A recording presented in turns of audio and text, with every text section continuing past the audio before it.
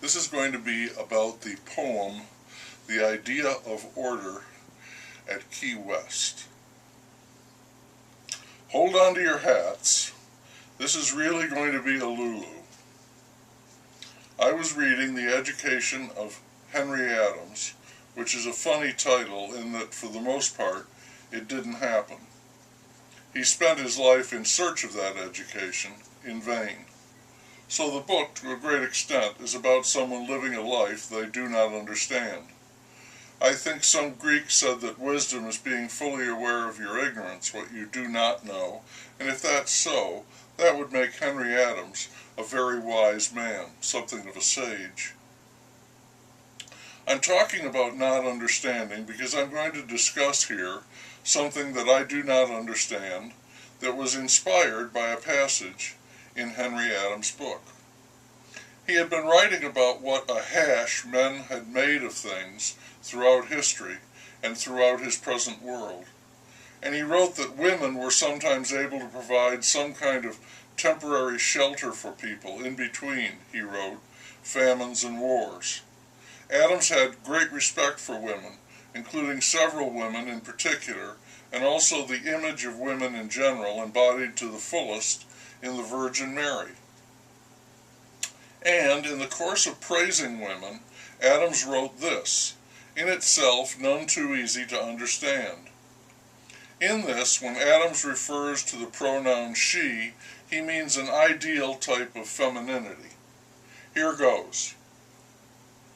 She did not think of her universe as a raft to which limpets stuck for life in the surge of a supersensual chaos. She conceived herself and her family as the center and flower of an ordered universe in which she knew to be unity because she had made it after the image of her own fecundity. And this creation of hers was surrounded by beauties and perfection which she knew to be real because she herself had imagined them. Like I said, none too easy to understand what he's talking about. Worse, it reminded me quite insistently of something else I but poorly understood, and that is a poem, namely, The Idea of Order at Key West. I have to say that even though I do not understand the poem, I have always, pretty much loved it.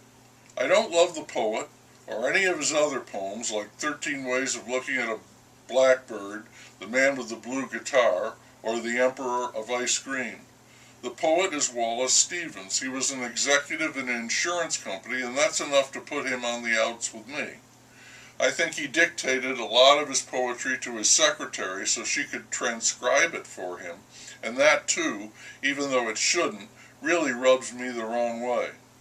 And I think I've heard stories of his belligerent behavior, which again, shouldn't affect the way I respond to his work, but it does. When I picture him, I picture a big lout, a bully, a wealthy man who effortlessly spins out this cubist poetry that soars way over my head.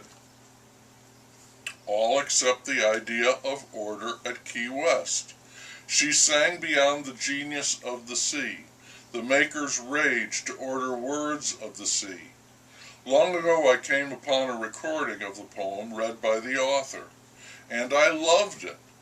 Also on the recording was a reading by another author I did not really get, Gertrude Stein. She read If I Told Him, a completed portrait of Picasso, and I loved that too, even though I did not fully understand what the hell she was talking about. Here's a passage from Stevens' poem that reminds me of what Adams wrote. She was the single artificer of the world in which she sang, and when she sang, the sea, whatever self it had, became the self that was her song, for she was the maker. It's also true, a true confession, that Stevens' poem has nearly made me want to cry whenever I heard it, and it is so easy to hear it now on the internet. Ramon Fernandez, tell me if you know, why, when the singing ended and we turned toward the town, tell why the glassy lights, the lights in the fishing boats at anchor there, as the night descended, tilting in the air, mastered the night, and portioned out the sea, fixing emblazoned zones and fiery poles, arranging, deepening, and chanting night. Wow, I hear that and I think of a Jackson Pollock painting. What it is what it is, and there it is. Oh, blessed rage for order, pale Ramon. The maker's rage to order the words of the sea, words of the fragrant portals dimly starred, and of ourselves and of our origins, in ghostlier demarcations, keener sounds.